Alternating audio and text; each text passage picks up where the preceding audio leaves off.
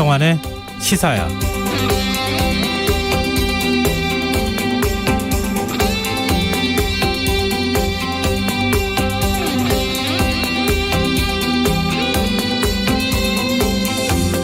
안녕하십니까. 시사평론가 김성환입니다. 국민의당과 국민의힘과의 합당이 난항을 겪고 있는 가운데 양측에서 거친 말들이 쏟아지고 있습니다. 국민의힘 이준석 대표가 이번 주를 사실상 합당 협상의 마지노선이라고 못 박자 국민의당 측에서는 제1야당이 갑질을 하고 있다, 이런 반발이 나오고 있는데요. 국민의힘과 국민의당 모두 합당의 필요성을 강조하고 야권 대통합을 이야기하지만 진정한 통합이 이루어질 수 있을지 의문이 드는 것도 사실입니다. 실제로 양측에서는 과도한 지분 요구를 하고 있다, 긴 칼을 찬 정복자처럼 보인다, 우리가 돈과 조직이 없지 자존심까지 없는 정당은 아니다, 이런 설익은 말들이 쏟아지고 있는 상황인데요. 야권 통합이 선거를 위한 정략적 선택으로 비춰지지 않으려면 어떻게 해야 하는지 정치권이 정말 모르진 않겠죠. 관련 이야기에 잠시 뒤에 이어지는 뉴스에서 자세히 살펴보겠습니다. 감염력이 큰 델타 변이 바이러스의 변종인 델타 플러스 변이 감염 사례가 국내에서 처음으로 확인됐습니다. 감염자는 모두 백신 2차 접종까지 끝낸 것으로 알려지면서 방역당국의 대응에 관심이 쏠리고 있는데요. 이 문제 어떻게 봐야 하는지 더 깊이 있게 들여다보는 인터뷰 시간에 전문가와 이야기 나눠보겠습니다. 매주 화요일마다 찾아오는 시간이죠. 빅데이터를 통해 인터넷 이슈를 살펴보는 이슈 이수다 코너도 마련되어 있으니까요. 많은 관심 부탁드립니다. 김성환의 시사에는 청취자 여러분의 많은 관심과 참여를 기다립니다. 방송 내용과 관련해 의견이 있으신 분들은 문자 보내주십시오. 당첨된 분들께는 모바일 상품권 보내드릴 텐데요. 참여하실 번호는 샵 9730이고요. 짧은 문자는 50원, 긴 문자는 100원의 이용료가 부과됩니다. 콩 게시판을 통해서도 무료로 참여하실 수 있고요. 콩 어플리케이션과 KBS 일라디오 유튜브 채널을 통해서도 저희 방송을 실시간으로 시청 또 참여하실 수 있습니다. KBS 일라디오 김성환의 시사야. 그럼 지금 시작하겠습니다.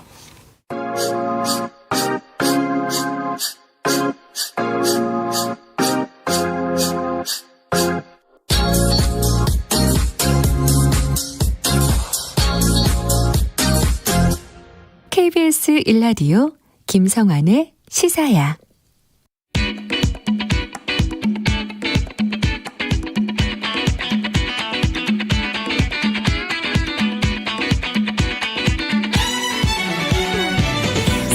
오늘 놓쳤던 뉴스 꼼꼼히 정리해드리는 뉴스야 시간입니다. 오늘은 곽재훈 프레시안 기자 나와 계십니다. 안녕하세요. 네, 안녕하세요. 네, 코로나19 현황부터 좀 살펴볼까요? 네, 중앙방역대책본부는 오늘 자정기준 신규 확진자가 1,202명 늘어서 누적 20만 2,203명이 됐다고 밝혔습니다.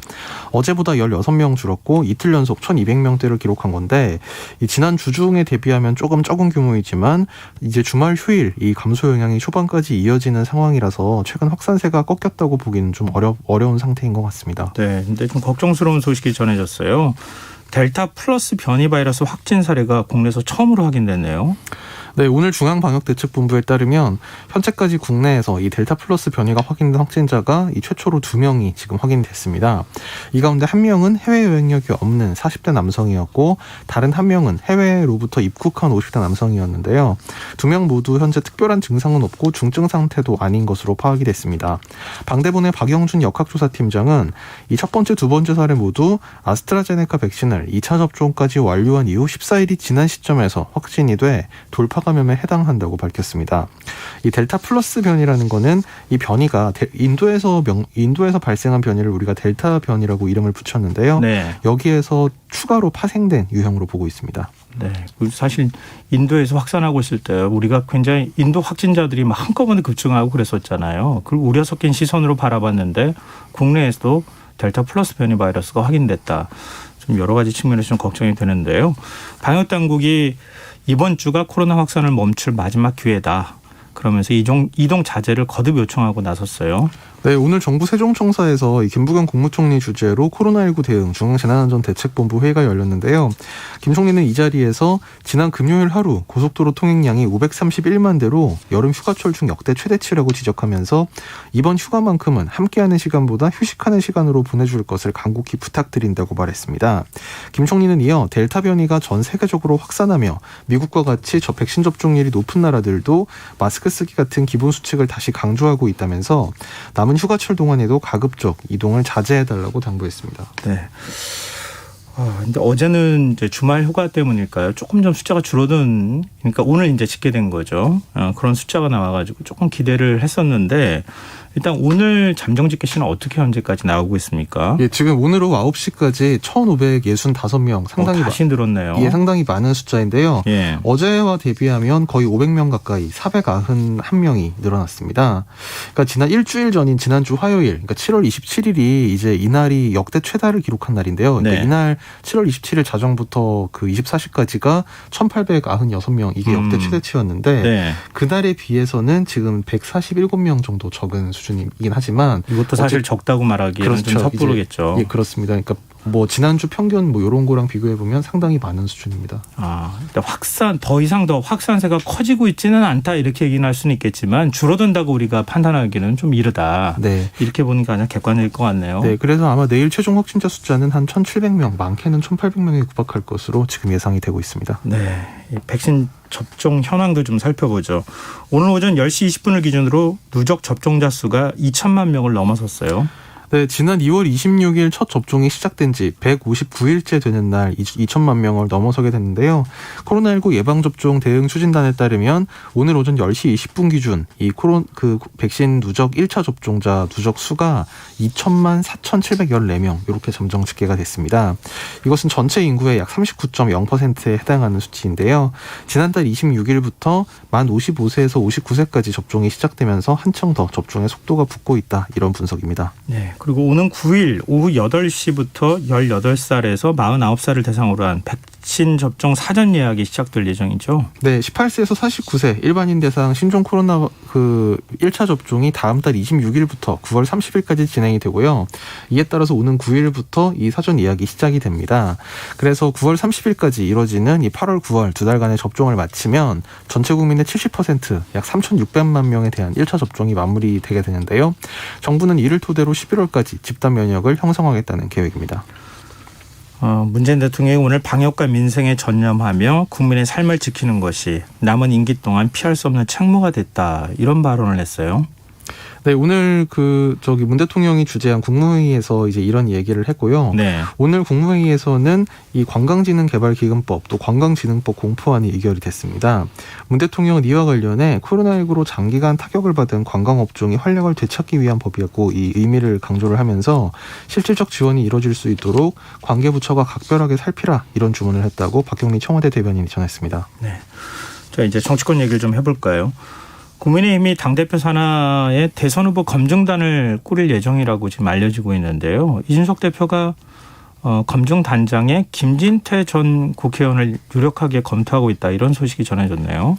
네, 어제 방송 그리고 오늘 일부 신문들에서 이제 이런 보도가 나와서 오후에 이제 이준석 국민의힘 대표가 경남 마산 어시장을 방문하는 일정이 있었는데 이때 기자들이 이런 보도가 있는데 맞느냐 이렇게 물으니까 아무래도 검증을 위해선 법조 경력이 있는 분이 하는 게 좋다는 의견이 있었고 많은 분들이 김진태 전 의원을 추천했다. 사실상 이제 유력하게 검토 중이라는 보도에 대해서 시인하는 반응을 보였습니다. 근데 당내 반응은 어떻습니까? 이게 좀 옥상호가 아니냐 뭐 이런 얘기도 있던데요. 네, 일단 좀 부정적으로 보는 측에서는요. 이제 이미 국민의힘 선관위라고 할 수 있는 경선준비위원회 여기에도 검증 소위가 있는데 검증단을 놓으면 이 역할이 중첩되는 게 아니냐. 그래서 옥상옥이다 이런 비판이 좀 있는데 이 대표는 이에 대해서 이 검증단을 당대표 직속으로 둔다는 건 독립적 기호가 된다는 것이고 제가 제어한다는 의미가 아니다. 이렇게 해명을 하면서 당내 검찰 등 수사 경력을 가진 분들이 대부분 특정 캠프에서 활동하고 계셔서 현역 중에선 모시기 어려워 전지구원으로 범위를 확대해서 찾는 과정 중이다. 이렇게 설명을 했는데요.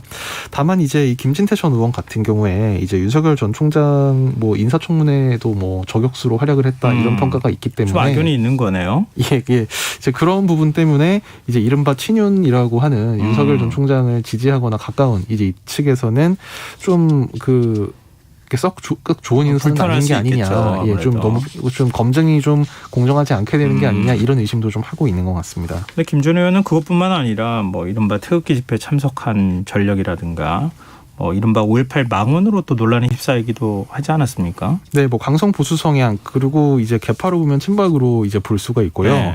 특히 이제 좀 눈길을 끄는 게 이 김진태 전 의원 같은 경우에 원래 검사 출신이고요. 네. 그다음에 19대 국회, 20대 국회 때 이 법사위원을 했는데 이제 20대 법사위원을 할 당시에 이제 특히 이제 20대 국회 들어와서 국민의힘 이제 당시 자유한국당 법사위 간사를 맡고 있었는데 요때 윤석열 총장이 중앙지검장이었습니다. 그러니까 피감기관장이었던 거죠. 그래서 국감 때나 이제 이럴 때 좀 말하자면 야당 간사로서 기관장들을 이제 비판하는 입장에 서 있었고 특히 이제 20대 국회 후반기 이제 2019년에 윤석열 전 총장이 검찰총장으로 임명이 됐는데 그때는 이제 김진태 의원이 법사위 2년 마치고 정무회로 가 있었는데 네. 이때 어떤 일이 있었냐면 윤석열 전 총장을 윤석열 당시 이제 검찰총장 후보자를 좀 세게 검증할 그런 인재가 야당이 필요하다. 그래서 정무회로 가 있는 김진태 의원을 정가변호하고 1대1로 바꿔가지고 다시 사부임을 시켜가지고 네. 다시 법사위로 불러옵니다. 그래서 이제 청문위원을 맡겼는데 청문회에서 뭐 맹활약이랄까 이제 그런 활약을 좀 했죠. 뭐 윤호진 전 용산 세무조장 관련 의혹을 제기를 하면서 뭐 핵심 증인 어디 갔냐, 해외로 도피한 거 아니냐, 뭐 이런 압박을 하는가 하면 뭐 이른바 대윤 소윤 이렇게 불리는데 대를 위한 소의 희생이냐, 뭐 이런 지적을 하기도 했었습니다. 그 사건도 지금 이제 윤 전 총장과 관련한 검증 대상에 지금 포함되어 있는 거 아니겠어요? 그렇죠. 근데 그런 인연이 있는 사람이 지금 검증단 단장을 맡는다. 여러 가지 면에서 하여튼 당내 반응을 좀 지켜봐야 될 것 같은데요. 근데 지금 이제 야당에서는 이런 움직임을 보이고 있는데 여당인 민주당에서도 우리도 검증단 구성하면 어떻겠느냐 이런 목소리가 나와요. 근데 사실 야당도 마찬가지고 여당도 마찬가지인데 네. 이런 검증을 좀 당 차원에서 세게 한다. 이런 거 물론 이제 뭐 사전에 어떤 위험 요소를 걸러내기 위한 뭐 당 차원의 전략적인 그런 뭐 포석이라고 좋게 선회를 하는 경우도 있지만 그 일종의 뭐 백신을 미리 맞는다고도 볼 수 그렇죠. 있는 거잖아요. 근데 좀 이제 의심을 가지고 보는 측에서는 좀 1위 주자에 대한 견제의 의미로 받아들이는 측도 있는데 그건 네. 여야가 마찬가지인 것 같은데요. 왜냐하면 지금 당 차원 이제 후보 검증을 좀 더 철저하게 해야 된다. 이렇게 주장하는 분들을 보면 이낙연 후보, 이 대선 후보 검증은 공당의 책무이자 국민에 대한 도리다. 그래서 검증을 더 철저하게 해야 한다. 이렇게 주장을 했고 정세균 전 총리도 오늘 마침 라디오 인터뷰에 나와서 이 자신이 이제 클린 검증단 이제 이런 설치를 재차 주장을 한 거를 강조를 하면서 네. 특히 음주운전 전력이 있는 분들 부끄럽게 생각해야 한다. 이런 지적을 하기도 했습니다. 결국은 그래서 이 정 전 총리나 이낙연 전 대표 같은 경우는 그러니까 후보들에 대한 검증을 철저하게 해야 한다라는 말을 이제 앞에 내세워 사실상 이제 이재명 경기지사에 대한 견제를 하는 게 아니냐 이런 해석도 나오고 있습니다. 그래서. 뭐 해석할 필요가 없을 것 같은데요. 그냥 바로 그냥 대놓고 얘기하고 있는 거 아닌가 싶은 생각이 드는데 그러지 않아도 이재명 지사의 과거 음주운전 전력 전 대변인이 뭐 SNS는 글을 통해 가지고 다시 또 논란이 됐고 결국은 이 지사가 다시 한번 사과한다 이런 입장을 밝혔어요. 예, 대변인 인선이 참 그래서 중요한 것 네, 같은데요. 맞아요. 네. 자신의 이제 과거 음주운전 전과 횟수에 관한 이제 일각의 의혹 제기가 나오는 데 대해서 오래 전부터 벌금 액수 상관없이 모든 전과를 공천 심사 때 제출했다. 전과 기록은 다 제출돼 있다. 이렇게 해명을 하면서 변명의 여지 없이 음주운전한 사실은 반성하고 사과드린다. 이렇게 다시 한번 재차 고개를 숙였습니다. 네. 이것도 또한 제대로 제출한 거 맞냐 뭐 이런 얘기가 있던데 이 제출을 원래 하긴 하는 거죠. 예, 왜냐하면 공직 후보자의 경우에는 범죄 전력 조회가 다 되는 거 아닙니까? 그렇죠. 어디까지 논란이 갈지 모르겠네요. 지금 여러분께서는 KBS 1라디오 김성환의 시사야와 함께하고 계십니다. 계속해서 뉴스야 이어가겠습니다. 국민의힘에 입당한 윤석열 전 검찰총장. 최근 이딴 발언들이 논란이 되고 있는데요. 윤 전 총장이 오늘 자신의 발언과 관련한 입장을 밝혔어요. 네, 뭐 사실상 유감 표명이라고 해석이 되고 있는데요. 네. 윤석열 전 총장이 오늘 기자들과 만나서 최근 자신이 여러 차례 이제 설화 논란으로 구설에 오른 데 대해 앞으로 그런 부분은 좀 많이 유의하겠다 이렇게 얘기를 했습니다. 윤 전 총장은 이 최근의 논란에 대해서 정치를 처음 시작하다 보니 뭐 그런 것 같다 이런 취지로 얘기를 하면서 검사 시절에는 재판부와 이 조직 수뇌부 같은 수사팀원들을 설득하는 게 직업이었고 정치는 조금 다른데 제가 아마 설명을 자세하게 예시를 들어 하다 보니 오해를 불러일으켰던 게 아닌가 싶다 이렇게 얘기를 했습니다. 근데 윤 전 총장이 이제 당 밖에 국민의힘 밖에 있었잖아요. 그럴 때는 이제 외연 확장이 좀 도움이 되고 그쪽을 또 겨냥하고 있는 것 아니냐 제3지대라는 말을 했었으니까요. 그런 얘기가 나왔는데 이제 국민의힘 안에 들어오고 나니까 또 외연 확장 그러니까 제3지대에 윤 전 총장의 뜻과 의기투합했던 뭐 이른바 호남과 중도 인사들이 지지를 철회하는 현상이 나타나고 있어요. 네, 그렇죠. 이제 물론 윤석열 전 총장 본인이나 캠프에서는 뭐 입당을 했다고 뭐 외연 확장을 못하는 건 아니다 이런 취지로 이제 주장을 하고 있긴 하지만요. 아무래도 그 국민의힘의 이 당원이 된 시점에서 사실상 이제 중도 세력과는 좀 이제 그 거리감이 좀 생긴 거는 사실이고요. 네. 그래서 이제 원래 윤 전 총장을 돕기로 했던 이제 송기석 전 국민의당 의원 같은 경우도 이 오늘 연합뉴스 전화 인터뷰에서 지역 정서상 국민의힘 후보라고 하면 지지 호소가 쉽지 않다 이렇게 얘기를 했고 역시 국민의당 출신인 박수선 전 의원도 입당 전에 중도나 일부 진보 세력과 함께하기로 다짐하고 지지 성명을 받았으면 어땠을까 싶다. 그 좀 아쉬움을 표한 걸로 전해졌습니다. 또 바른미래당 출신 김관영, 김성식, 최이배 전 의원 이분들도 다 국민의당 출신인데. 옛 국민의당 출신인데 네. 윤 전 총장 측에 이제 이 전직 의원들을 영입하려고 노력하고 있다 이런 언론 보도가 난 데 대해서 세 분 다 굉장히 이제 불쾌한 태도를 그 SNS 등을 통해서 밝히기도 했습니다. 윤 전 총장은 그래서 어제 이제 당 의원들을 만난 자리에서 문자 메시지로 저에 대한 지지를 철회한다고 하는 분들이 많다 하면서 할 수 있는 대로 다 전화를 드리고 있다 이렇게 어려움을 내비치기도 도와달라 했고요. 이렇게. 예. 그리고 이제 그 어제 또 이제 그 국민의힘 지도부 뭐 이준석 대표 등 이제 네. 지도부와 뭐 환영식 상견례를 갖는 자리에서도 뭐 이 자신의 국민의힘 입당에 대해서 좀 아쉬워하는 분들이 있는데 좀 대승적 차원에서 이해해달라 이런 취지로 좀 양해를 부탁하는 내용의 발언을 하기도 했습니다. 앞으로 윤 전 총장이 어떤 행보를 보일지 좀 상징적으로 보여주는 장면이 아닐까. 중도 확장을 끊임없이 해야 되는 입장이라는 걸 보여주는 얘기가 아닐까 이런 생각이 드는데요. 근데 윤 전 총장이 오늘 국민의힘 어깨띠를 두르고 서울 지역을 돌아다녔어요. 이런 행보도 역시 그거와 관련이 좀 있다고 봐야 되겠죠? 그러니까 오늘 돌아다닌 곳이 이제 은평, 그러니까 오늘 오전에 그 서울 내에서 강북 쪽에 있는 원외 당협위원장들, 그러니까 이번 총선에서 패배한 지역들이죠. 네. 거기 이제 당협위원장들을 모아서 간담회를 하고 오후에는 직접 이제 은평구 당원협의회를 방문을 해서 뭐 당원 배가 운동에 직접 참여를 하기도 했는데요. 뭐 이제 그런 행사의 내용적인 성격으로 보면 이제 신규 당원들을 더 많이 모집하는 것, 그러니까 당의 외연을 넓히는 것, 이제 이런 면에서 보면 그런 중도 확장의 의미가 있을 수 있는데 결국은 이제 기본적으로는 어쨌든 당 조직에 대한 헌신, 뭐 당에 대한 복무 이제 이런 성격이라서 전통적인 보수층 지지세를 확실히 붙잡고 그렇죠. 가면서 이제 당심 잡기 좀 크게 네. 봐서는 그런 것 같은데 다만 행사 내용이 어떤 당원 배가 신규 당원 모집이라는 점에서는 조금 이제 뭐 외연을 확장하는 메시지를 좀 이제 담은 면은 있다 이렇게 볼 수 있을 것 같습니다. 네. 근데 그나저나 지금 국민의힘과 국민의당 합당론이 좀 점점 어려워지는 겁니까? 어떻게 되는 거예요? 사실 지금 최태용 전 감사원장 또 윤석열 전 검찰총장까지 지금 국민의힘에 입당을 하면서 사실 국민의당과의 합당 문제는 사실 좀 뒤로 밀리는 듯한 그렇죠. 느낌이에요. 왜냐하면 이제 여론의 관심을 많이 못 받고 있다 보니까 뭐 국민의힘 입장에서는 뭐 굳이 이렇게 여기에 큰 노력을 기울일 필요를 좀 못 느끼고 있는 부분이 분명히 있는 것 같고 국민의당 입장에서도 합당을 해봐야 이제 별 주목을 못 받게 되니까 좀 이제 시들해진 면도 있는 것 같은데요. 지금 이준석 국민의힘 대표는 안철수 국민의당 대표에 대해서 계속 이제 가냐 부냐 예스냐 노냐 네. 입장을 밝혀라 이렇게 압박을 하고 있는데 안철수 대표는 지금 거의 이틀 사흘째 계속 침묵을 지키고 있습니다. 네. 다만 이제 국민의당 측 협상단장이었던 권은희 국민의당 원내대표가 현재로서 안철수 대표가 대선 후보로 출마해서 역할을 해야 될 필요성이 있는 거 아니냐 이렇게 독자 출마를 의미하는 발언을 하기도 해서 아예 지금 그 합당이 지금 물 건너간다는 거를 전제로 이렇게 얘기한 게 아닌가 이런 해석까지 나오고 있는 상황입니다. 이거는 국민의힘에서 제일 우려할 만한 상황 아닌가요? 일종의 벼랑 끝 전술로도 보이는데요. 나중에 안철수 대표가 진짜 대선 출마를 선언하면 중도층에 어느 정도라도 지지를 갖고 가게 되면 국민의힘에서 대선 그러니까 대통령 당선되기까지 과정은 그렇게 쉽지는 않을 것 같은데요.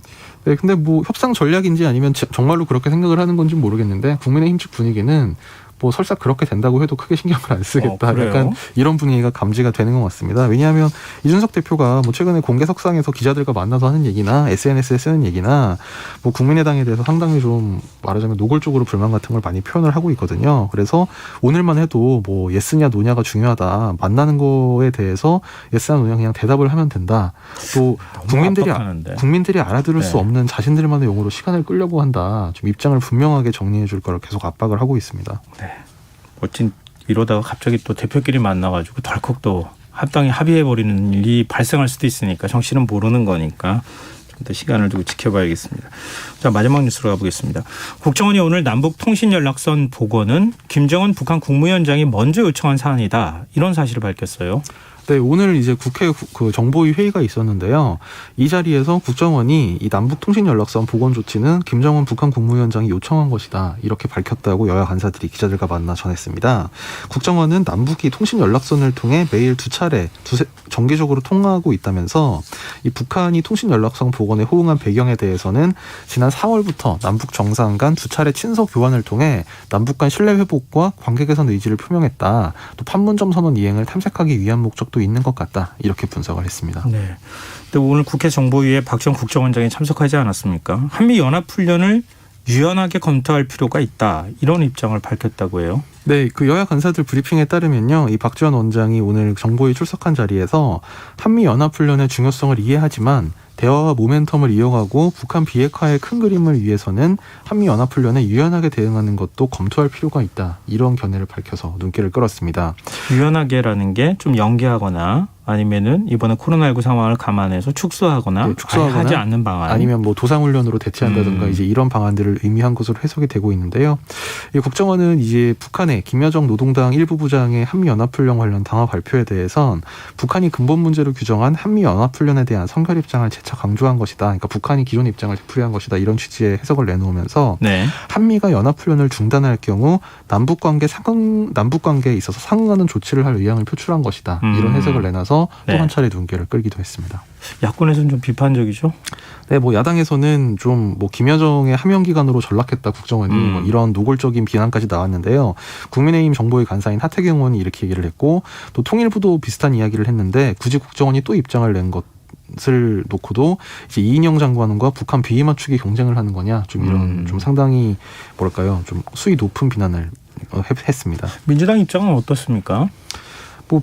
박지원 원장의 발언에 대해서는 이제 민주당 간사 김병기 의원은 국정원의 공식 입장이 아니라 이 박지원 원장의 입장을 밝힌 것이다. 이렇게 선을 그으면서 이 박 원장은 다양한 정보를 종합할 때 북한은 지난 3년간 핵실험을 하지 않았고 대륙간 탄도미사일도 발사하지 않았는데 미국이 상응 조치를 하지 않았다는 불만이 쌓여있는 것으로 보인다.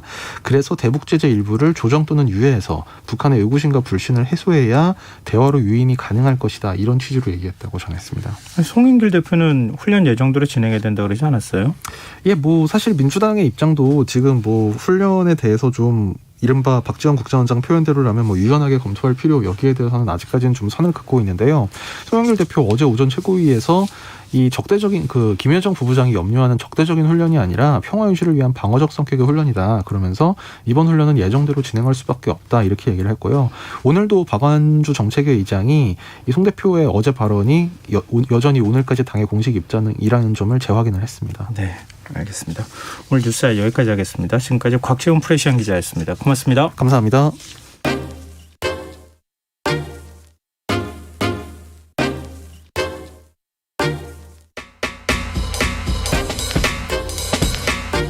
바쁜 당신이 알아야 할 모든 것 여기에 있습니다. KBS 1라디오 김성환의 시사야. 델타 변이의 변이, 일명 델타 플러스 변이가 국내에서 처음으로 확인됐습니다. 더구나 감염자 2명 모두 아스트라제네카 백신 접종 2차까지 마친 뒤에 확진된 돌파 감염 사례였다고 해서 더 우려가 더해지고 있는데요. 한림대 강남성심병원 감염내과 이재각 교수 연결해서 이 델타 플러스 변이 감염자 확인과 관련한 그리고 또 방역 전반적인 상황에 대해서 얘기 나눠보겠습니다. 교수님 안녕하십니까? 네, 안녕하세요. 네. 델타 플러스 변이 그동안에 국내에 유입될까 이제 걱정을 많이 했었는데 일단 국내에서 델타 플러스 변이 확진자가 나왔습니다. 이 지금 전파력이나 치명률 측면에서 볼 때 델타 변이와 델타 플러스 변이는 어떤 차이가 있는 겁니까? 그러니까 아직 사실은 이제 델타 플러스 변이도 사실 명칭도 사실 공식 명칭은 아니고요. 네. 그 다음에 환자 간의 전파 상황이라든지 또 백신의 효과를 얼마나 떨어뜨리는지는 아직까지 연구 자료가 많지는 않습니다. 근데 다만 유전적 성향을 봤을 땐 델타 변이와 유사한 정도의 전파력을 가질 거라고 생각을 하고 있고요. 그 다음에 이제 그 베타 변이나 감마 변이에 있는 그 백신의 효과를 떨어뜨린다고 생각하는 유전자 변이가 이미 추가돼 있기 때문에 네. 백신의 효과도 좀 많이 떨어뜨리는 게 아닌가 정도를 좀 추정하고 있다 생각하시면 될 것 같습니다. 어느 정도 예방 효과가 떨어지는 겁니까? 델타 플러스 변이가. 그러니까 지금 이제 그거에 대한 직접적인 백신 효과가 얼마나 떨어지는지는 아직 연구 결과가 이제 확진자가 많지 않다 보니까 나오지는 않고 있는데요. 네. 일단 베타 변이나 감마 변이가 아스트라제네카 백신이라든지 아니면 화이자나 모더나 백신에서 한 20-30% 정도 효과가 떨어지는 걸로 알려져 있거든요. 네. 그래서 베타랑 감마랑 비슷하다고 할 정도면 적어도 이제 백신의 방어 효과가 20-30% 정도 떨어질 것 같다 이렇게 예상을 하고 있습니다. 확진자 가운데 한 명은 해외여행 이력이 없다고 합니다. 지금 지역사회 상당 부분 델타 플러스 변이가 퍼졌을 가능성 제기되고 있는데요. 어떻게 보십니까? 일단은 이제 그러니까 지역사회 감염 양상으로 왔기 때문에 이제 확산이 돼 있을 가능성이 이제 있다는 걸 이제 얘기를 하는 부분인데 지금 이제 확진자들이 대부분 인천에서 나왔잖아요. 네. 그래서 인천이 워낙에 델타 변이도 초기에 먼저 확인됐던 지역이기도 하고 공항도 있고 또 이제 그 항만도 있고 이러기 때문에 아마도 이런 이제 공항과 또는 항만 주변에 있는 지역부터 서서히 이제 유행이 시작되는 게 아닌가 이렇게 예상을 해볼 수는 있습니다. 근데 지금 이제 모든 확진자에 대해서 변이 바이러스 검사를 시행하고 있는 건 아니잖아요. 네. 근데, 이 검사를 좀 더 확대하면 안 될까요? 일단 이제 그 검사 방법 자체가 시간도 좀 많이 소요되고요. 인력이 네. 많이 많이 소요되는 방법인데, 저희가 보통 시퀀싱이라 그래서 그 이제 유전자의 스파이크 단백질의 그 유전자를 전체적으로 다 읽어내야 되는 작업이라 보통 검사를 하려면 4일에서 일주일 정도 시간이 걸리거든요. 네. 그래서 이제 아직까지 국내는 이제 민간에다 개방은 안 하고 이제 질병관리청에 직접 하고 있는데 검사를 확대하는 방법들을 이제 노력을 하고 있는데 현재 전체 감염자의 한 20% 정도는 지금 시퀀싱을 해가지고 검사를 내보내고 있는데요. 저 질병관리청에서는 계속 늘린다고는 하고 있습니다. 근데 다만 일단은 이제 이 전체 확진자를 다 할 필요까지는 사실 없고요. 네. 일단 랜덤 샘플을 해서 적어도 이제 WHO에서 권고하는 건 15% 수준인데 이미 20% 이상을 우리나라가 하고 있는데 조금 더 늘릴 필요는 있지만 그렇다고 다 할 필요까지가 있는 거는 아닙니다. 그러니까 유행의 추이를 보는 목적이지 전체 확진자에서의 그 델타 변이 여부를 확인할 필요까지는 없거든요. 근데 최근 일주일 동안 델타 변이 감염자가 2,000명 가까이 증가했다고 합니다. 이 델타 변이가 우세종으로 자리 잡았다 이렇게 평가할 수 있을까요? 예, 일단은 이제 지난주에 이미 한 48%, 또 이번 주에 아마 더 넘었을 거로 예상이 되고 있는데요. 일단은 델타 변이가 뭐 영국에서도 거의 한 달 만에, 미국에서도 거의 한 달 만에 이제 우세종으로 넘어갔었기 때문에 우리나라 내에서도 아마 이제 이후에 8월 달 내에 발생한 환자의 대부분은 델타 변이에 의한 것으로 될 거로 예상을 하고 있습니다. 네, 그러면 지금 이제 확산세가 좀 꺾이길 방역 당국도 기대하고 많은 국민들이 좀 바라고 있는데요. 확산세 네. 꺾기 쉽지 않은 거 아니냐 이런 우려에 대해서는 어떻게 보세요? 일단 이제 피크에 도달하기까지도 좀 오래 걸렸고 아마 네. 지금이 아마 피크 수준일 것 같은데 그리고 이제 확진자의 감소되는 속도도 상당히 느릴 거로 예상을 하고 있습니다. 델타 변이의 영향 때문에. 그래서 한동안 지금 정도의 유행 상황이 이제 몇 주 이상 지속되지 않을까 좀 우려를 좀 하고 있는데요. 일단 실제로 그렇게 되지 않을까 많은 전문가들이 걱정을 하고 있는 상황입니다. 근데 지금 이제 확진자가 4자릿수를 기록한 지 상당히 오랜 시간이 이제 지났잖아요. 벌써 이제 네. 한 달 정도 되는 상황인데 네. 그러니까 전체적으로 확진자 규모가 증가하고 또 위중증 환자도 늘어나고 있는 상황 아닙니까? 지금 병상의 여유는 좀 있는 겁니까? 일단 이제 뭐 생활치료센터는 이제 늘리기가 쉬우니까, 그래서 사실 생활치료센터의 개수는 지금 의료체계 붕괴나 뭐 이런 부분에 중요하진 않고요. 일단 이제 폐렴이 걸려서 입원하는 그런 감염병 전담병원의 병상수라든지 아니면 중증 환자의 병상수가 사실 문제기는 한데, 네. 아직까지는 이제 병상수가 강세 전담병원도 병상수가 아주 많이 차 있진 않지만 거의 70% 넘은 상황이고요. 중증 환자가 이제 아마 조금만 더 늘어나면 우리가 3차 유행 때의 피크가 거의 400명대 정도였거든요. 네. 거의 이제 육박할 수 있는 상황이라서 일단은 이제 대비를 해야 되는 시점은 됐다. 지금 당장에 뭐 의료체가 붕괴될 정도는 아니지만 일단은 지금 같은 추세로 2, 3주만 간다면 꽤 힘든 상황이 이제 발생할 수도 있다 정도로 예상을 하고 있습니다. 방역 당국의 가장 위협적인 요소로 변이 바이러스 출현을 꼽았는데요. 그러니까 기존에 알려진 변이 바이러스 말고 다른 변이 바이러스가 등장할 가능성 어떻게 보십니까? 뭐 우리가 이제 델타 변이 수준 정도의 전파력 있는 변이가 설마 나올까 했었는데 실제 나왔잖아요. 네. 그리고 이제 백신 접종률이 높은 국가에서도 유행을 만드는 상황들을 보고 있는 것처럼 일단 전파력이 강해지거나 또는 백신의 효과를 회피하는 이런 변이는 아마도 계속 나올 것 같고요. 일단 이제 그럴 때마다 우리가 어떻게 대응할 거냐에 대한 부분들을 이제 고민을 잘 해야 될 것 같습니다. 지금 이런 상황을 좀 타개할 수 있는 방법은 가장 그 방법이라고 할 수 있는 게 백신 접종률을 끌어올리는 거 아니겠습니까? 네. 1차 접종자가 누적 2천만 명을 지금 넘어섰고 또 네. 방역 당국에 따르면 추석 전까지 국민의 한 70%가 1차 접종을 마칠 수 있도록 하겠다 이제 이런 거 아닙니까? 네. 어느 정도 백신 접종률이 올라가면 이런 확산세가 뚜렷하게 꺾이는 모습이 나타날까요? 일단 이제 델타 변이가 아니었다면 이제 사실은 이 정도 되면 이제 떨어지는 기미를 보였어야 되는데요. 델타 네. 변이 때문에 좀 늦어지는 상황은 될 것 같고요. 여튼 전 국민의 한 50% 이상이 접종을 하는 시기쯤 되면 일단은 이제 순차적으로 이제 확진 환자는 떨어질 것 같습니다. 그런데 어쨌든 이제 접종률이 거의 70% 육박하는 국가에서도 유행을 하는 거 봐서는 일단 이제 백신만으로 이제 유행을 안정화시키는 건 일단은 이제 옛날 얘기가 된 거고요. 백신과 함께 이제 거리두기 또한 마스크 착용 다 같이 잘해야지 유행 상황을 조절할 수 있다. 이렇게 생각을 하시면 될 것 같습니다. 지금 부스터샷 접종을 고려해야 되는 거 아니냐 이런 의견이 본격적으로 나오기 시작했거든요. 네. 현재로서는 물론 이 1차, 2차 접종률을 높이는 데 주력해야 한다 이런 의견도 있는 게 사실인데 두 네. 가지를 같이 병행하는 게 가능할까요? 일단은 지금은 우리나라가 지금 이제 접종을 시작한 게 2월 달이기 때문에 당장에 부스터샷을 할 정도는 아니거든요. 근데 이후에 이제 준비를 해야 되는 게 지금 2월, 3월에 요양원하고 요양병원에 계셨던 분들이 이제 조만간 연말 되면 9개월 넘어가기 시작하는데 이분들 같은 경우는 워낙 이제 면역 반응이나 이런 게 약하게 나타날 분이어서 그리고 아주 고위험군에 해당되기 때문에 아마도 일단 9월이 넘어가기 시작하면 이제 부스터샷에 대한 본격적인 논의가 될 거고요. 주된 접종은 이제 일찍 접종했던 고령층하고 면역 저하가 있는 분들 대상으로 이제 부스터샷에 대한 얘기가 이제 슬슬 나오기 시작하지 않을까 예상하고 있습니다. 네. 지금 돌파 감염 사례도 계속 좀 증가하고 있는 추세 아니겠습니까? 네. 근데 백신별로 돌파 감염 사례가 좀 다르다고 하더라고요. 이 각 백신별로 어떤 차이가 있는 겁니까? 사실 돌파 감염 사례는 사실 우리나라가 지금 접종을 한 연령대와 이제 백신 종류가 좀 다르게 나타나기 때문에 그러니까 이제 그런 영향을 많이 받거든요. 그래서 이제 화이자가 좀 많이 나오는 것처럼 일시적으로 많았던 거는 75세 이상 어르신들이 많이 접종을 했기 때문이기도 하고요.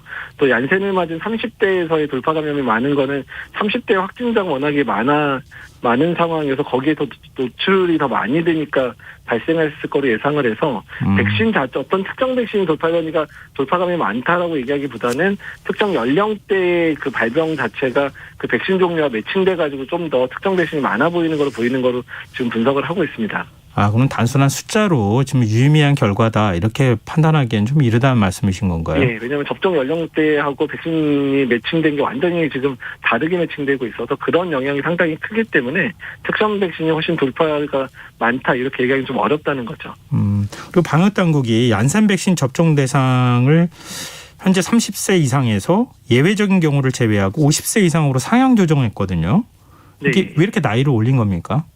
뭐 얀센이나 아스트라제네카나 지금 이제 혈전증 문제와 관련해서 주로 이제 20에서 40대 사이에서 혈전증 환자가 이제 발생을 했었기 때문에 일단 이런 안전성 문제 때문에 연령을 이제 50대 이상으로 올려놓은 거고요. 일단 이 부분들은 일단 한동안 유지될 것 같고 또 더 많은 데이터가 쌓이면 연령대에 대한 부분들도 변화가 있을 거로 예상을 하고 있습니다. 제 주변에 뭐 맞은 사람이 팔이 저린다 뭐 이런 얘기들도 하던데 그 얀센 백신에서 부작용 나타나는 게 혹시 구체적인 사례로 확인된 게 있습니까? 근데 뭐 얀센 백신 맞고 더 다른 백신에 비해서 뭐가 더 많다 이런 거는 특별하게 없고요. 사실 지금 현재 아스트라제네카나 얀센이나 화이자나 모더나나 백신 접종하고 손발저리다고 하는 분들도 꽤 있고 멍이 든다고 하는 분들도 좀 있긴 있는데요. 네. 대부분은 오랜 시간 지속되지는 않고 대부분 회복이 되는 거로 알려져 있거든요. 그래서 특정 백신이 특정 뭐 이상발이 더 많다 뭐 이렇게 된 거는 뭐 일부 혈전증이나 이제 심근염 이런 거 외에는 또 특별하게 더 많지는 않습니다. 네. 그리고 현행 거리두기가 수도권은 4단계, 비수도권은 3단계가 지금 이루어지고 있는 상황인데요. 이게 이제 오는 8일 또 종료될 예정이기도 합니다. 현행 거리두기 단계 언제까지 유지해야 된다고 보십니까?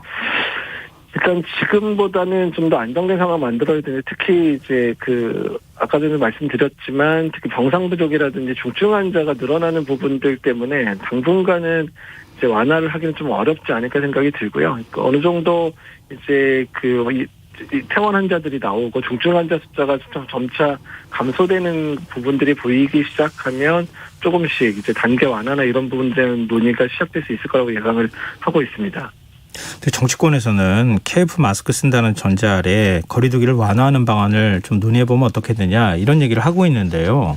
네. 이게 어느 정도 조건에 충족돼야 되는 것인지 그냥 지금 단계에서 완화해도 되는 것인지 의견이 어떠신지 여쭙고 싶습니다. 일단 지금은 이제 병원에 입원하는 환자나 중증 환자가 늘어나고 있는 상황에서는 사실은 뭐 어떤 방법으로도 이제 의료 체계가 붕괴되는 상황들을 초래하면 절대 안 되기 때문에 지금은 불가능한 상황이고요. 일단 백신 접종률 충분히 오르는 정도, 그 다음에 일단은 이제 아까 말씀드렸듯이 중환자에 대한 부담, 또 입원 환자에 대한 부담이 조금씩 가라앉기 시작하는 시점이 논의의 시점이 될 것 같아서 앞으로 2, 3주의 발병 양상들 또 병상 가동률들을 다 따져서 일단은 완화들을 시행할 수 있는 시기를 결정할 수 있을 것 같습니다. 오히려 더 강화하는 쪽에 대해서는 어떻게 보세요? 일단 이제 이번 주가 만약에 피크가 됐다면 일단은 이제 수도권의 4단계랑 이제 비수도권의 3단계가 효과를 발휘하는 거니까 지금 수준 정도를 유지할 수 있을 것 같은데 만약에 이번 주에 피크를 못 잡고 다시 증가하는 양상으로 바뀐다 그러면 지금 단계에서 쓸 수 있는 여러 가지 방법들 다시 한번 고민을 해야 될 수도 있습니다. 그래서 이번 주의 유행 상황이 아주 중요할 것 같다고 생각을 하고 있습니다. 이번 주까지는 전반적으로 이전 수준에서 유지되거나 조금 좀 하향 추세로 간다 이렇게 판단이 되면 조금 더 강화하지 않는 방안도 괜찮다 이런 말씀이신 거군요. 예, 그런 거죠. 예. 네. 근데 김부겸 국무총리가 8월 휴가철 이동을 자제해 줄 것을 당부하기도 했는데요. 네. 향후 확산 추이를 결정지를 변수라고 해야 될까요? 요인 어떤 게 있을 수 있을까요? 일단 지금 휴가철 때문에 수도권 지역에서 비수도권으로 떠나 있는 분들이 상당히 많거든요. 네. 그래서 일단 비수도권의 유행 상황이 먼저 악화됐다가 일단 휴가 간 분들이 또 이제 돌아오면서 비수도권에서 감염이 돼서 수도권으로 유행 상황을 다시 촉발하는 그런 서로 주거니 받거니 하는 상황이 벌어질 수도 있어서요. 그러니까 앞으로 휴가의 영향이 나오는 1, 2주 정도의 유행 상황이 어떤지에 따라서 앞으로 8월 전체의 유행이 좀 이제 전반적으로 완화되는 형태로 갈 건지 더 악화될 건지를 결정할 것 같아서 그런데 이번 주 다음 주 상황이 정말 중요해 보이기는 합니다. 네, 알겠습니다. 지금 교수님 말씀 듣고 많은 분들이 이번 주 한 주만이라도 좀 바짝 좀 긴장하고 방역에 협조해야 되겠다 이런 생각을 좀 해주셨으면 어떨까 이런 생각을 해보게 되네요. 제가 오늘 말씀 고맙습니다. 예, 감사합니다. 네, 지금까지 한림대 강남성심병원 감염내과 이재갑 교수였습니다.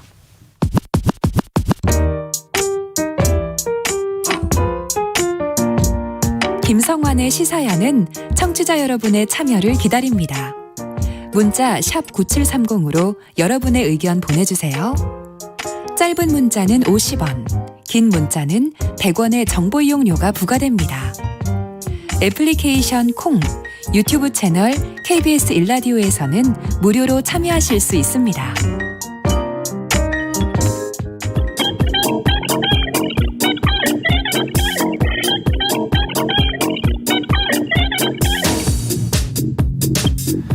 빅데이터로 인터넷에서 화제가 되고 있는 이슈를 살펴보는 시간입니다. 이슈 이수다. 빅데이터를 읽어주는 남자, 한국인사이트 연구소 김덕진 부소장 나오셨습니다. 안녕하세요. 네, 안녕하세요. 반갑습니다. 김덕진입니다. 네, 빅데이터를 통해 살펴본 한 주의 이슈 흐름 어땠는지 궁금한데요. 네, 한 주간 이제 루시 플랫폼을 활용해서 분석을 했는데요. 이 재밌는 게 저희가 이 코너 시작하고 나서 계속 매주 언급량이 늘어요. 그래요? 네, 이게 어디까지 늘지 모르겠는데 이번 주에는 1,600만 건을 넘어섰습니다. 그러니까 지난주 1,596만 건이었는데 이게 이제 인공지능이 10개의 대주제를 구분해서 이제 전주 대비 가장 급상승한 주제를 분석하는 것이고요. 오늘도 이제 상위에 있는 5개의 주제를 얘기를 좀 중심으로 좀 해보려고 합니다. 이 과거에는요. 네. 빅데이터 없을 때는 이 페이지에 기사가 몇 개 있는지를 보면서 일일이 키워드 검색해서 찾아내고 그렇게 네. 했었던 시절도 있었는데 뭐 1,600만 개 매주 그렇게 하시면 이 빅데이터가 얼마나 좋은 네. 건지 다시 한번 좀 느끼게 되는데요. 일단 지난 한 주간 인터넷을 달궜던 분야 네. 어떤 건지 본격적으로 다뤄볼까요? 역시 저는 이제 참 놀라운 일인데 1등이 스포츠예요. 근데 이게 그럼 너무 당연한 것 근데 같은데. 너무 당연한 건데 지난주보다도요. 네. 또 언급량이 24% 이상 더 늘었다는 거예요. 그러니까 우리가 원래 예전에 도쿄올림픽 하기 전에는 이게 네. 과연 흥행할까 이런 생각했잖아요. 맞아요. 근데 오히려 더 중계가 진행이 될수록 코로나 상황 때문에 그런지 몰라도 우리가 정말로 한 경기도 놓치지 않고 많이 보시는 것 같아요. 아니요, 각본 없는 드라마예요. 그러니까요. 혹시 이래서 올림픽을 하기는 해야겠구나 이런 생각을 그러니까요. 하게 참 되더라고요. 코로나 상황에서도 우리를 시원하고 기쁘게 하는 도쿄올림픽 때문인데 네. 특히나 이번 주에 구기 종목이 있다 보니까 큰 관심을 가진 것 같아요. 가장 뜨겁게 언급됐던 종목은 역시 극적인 모습을 보여줬던 여자 배구 그리고 야구입니다. 특히 이제 김연경 리더십이 뜨거운 관심을 불러일으켰는데 심지어 김연경 선수가 본인의 SNS에 올린 이게 상당히 뜨거웠죠. 네. 교회는 성경, 불교는 불경, 배구는 김연경. 네. 이걸 본인이 직접 올렸어요. 아 그래요? 네, 본인이 직접 본인 사진과 함께 이걸 올렸습니다.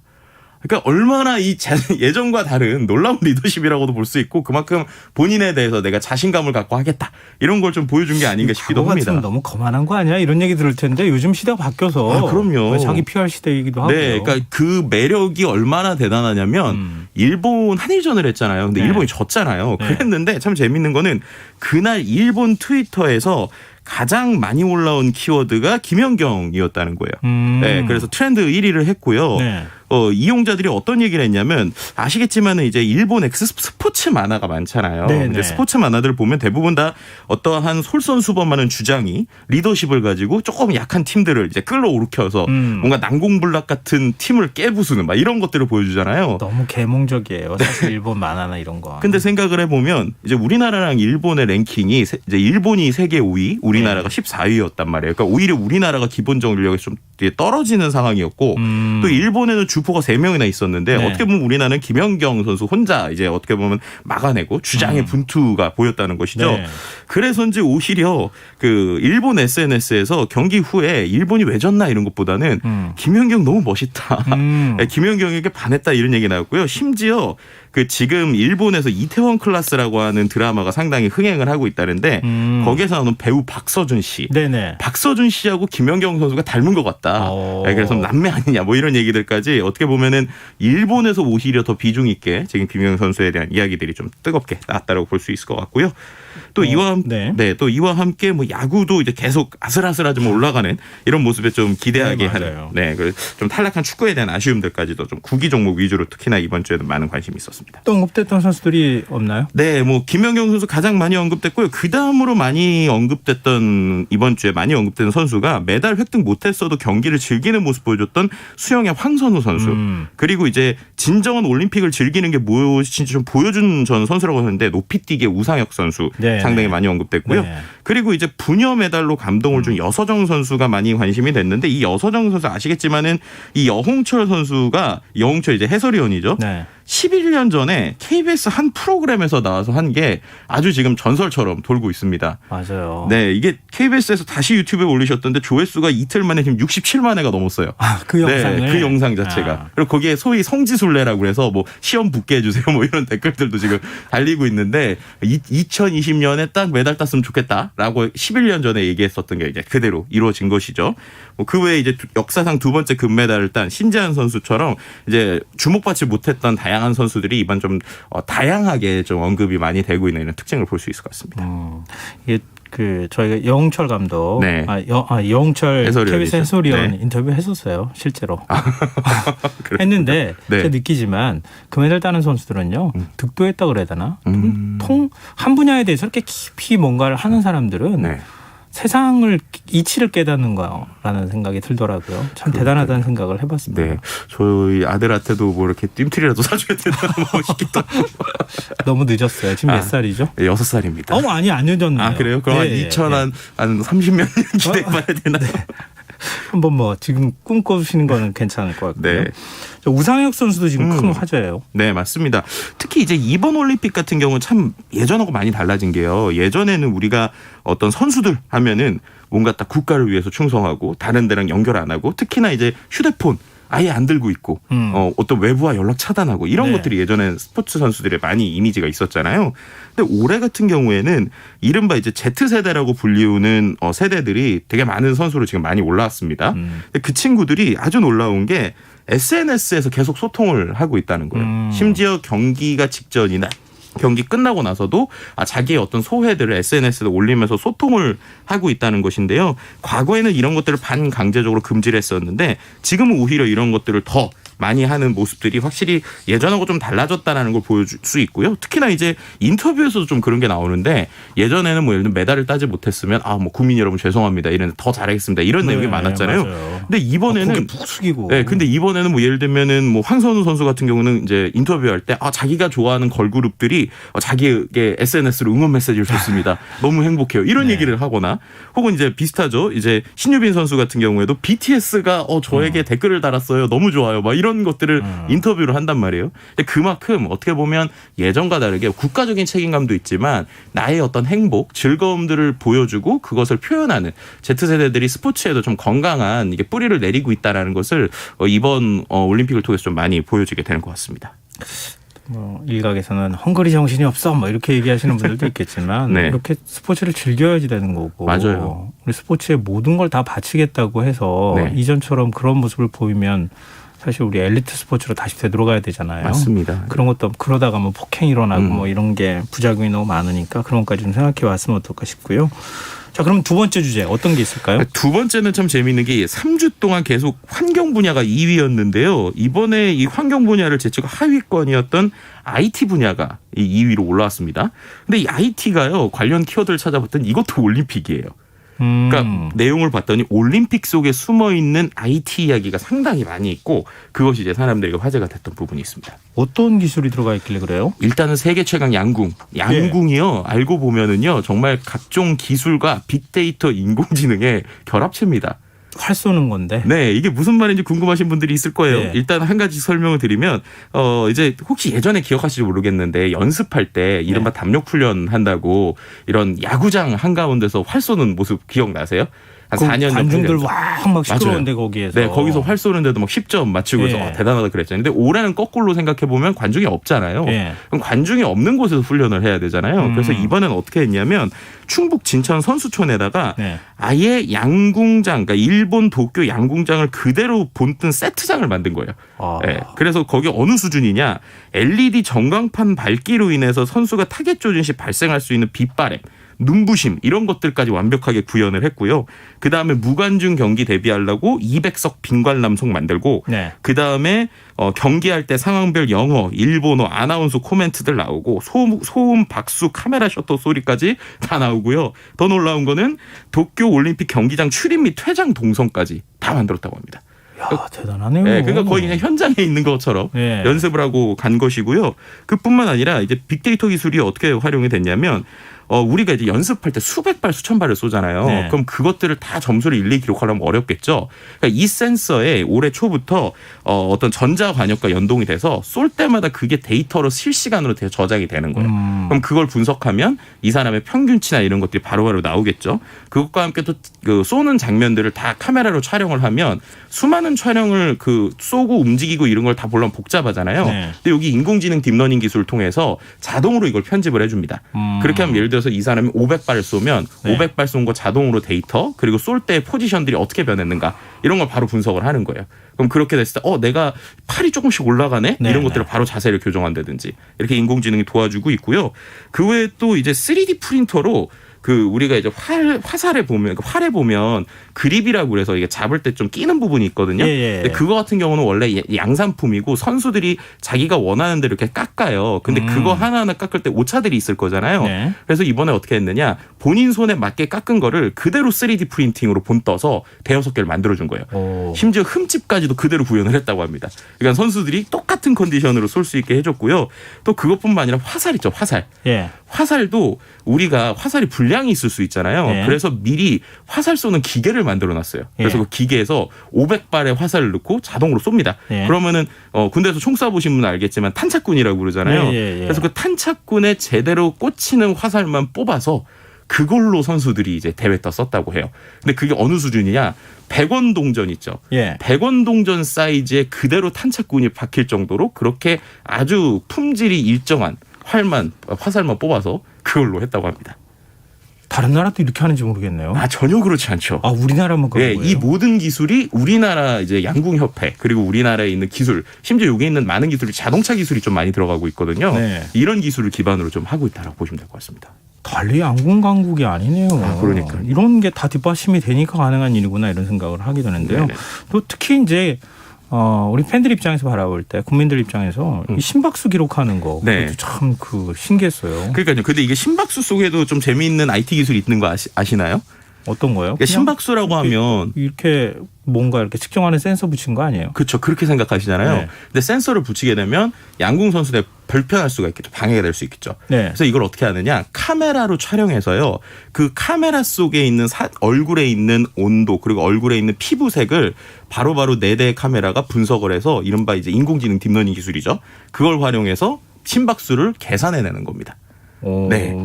그러니까 이제 선수들은 활을 쏘고 있는데 그걸 네. 멀리서 바라보는 카메라가 그거를 이제 영상을 갖고 분석을 해서 하는 방식이라고 보시면 돼요.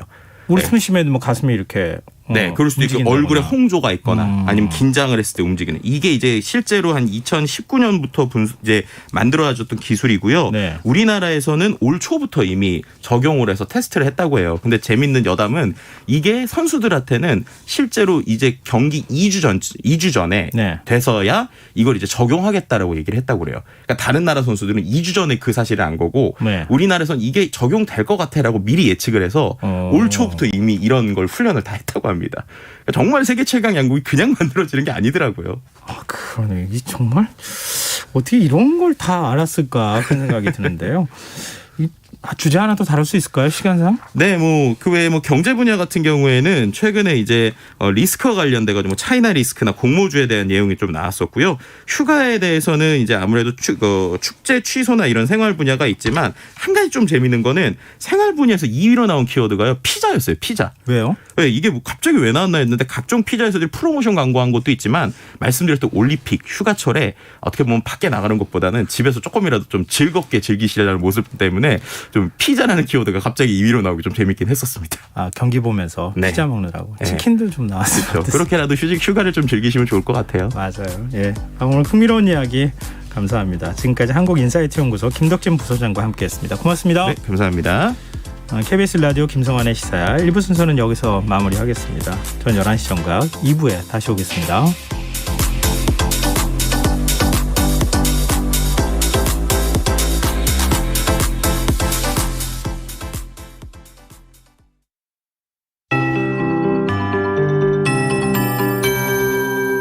KBS 58분 날씨.